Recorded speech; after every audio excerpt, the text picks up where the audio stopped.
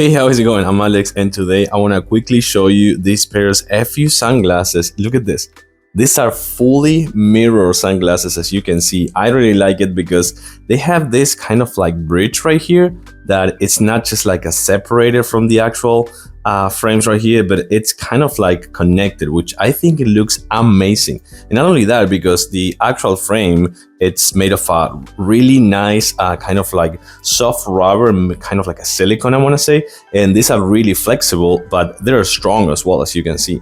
And something that I really like on these glasses, you can see that this has a really nice rubber pad right here that offers an amazing grip, I have to say. But not only that, is that it also comes with the branding on the side in multiple colors, as you can see right here. I'm going to show you another pair that I have, another one of this fully mirror, but this is a black frame with the yellow grip right here, and then it's chrome on the side with the brand, and kind of like this yellow super chrome mirror that I really like. I think these are a really nice set of glasses that are kind of like more on the side of fashion, I want to say, but it also offers an amazing polarized view, as you can see right here. So I really like these glasses. I think they're fantastic and they look really, really good.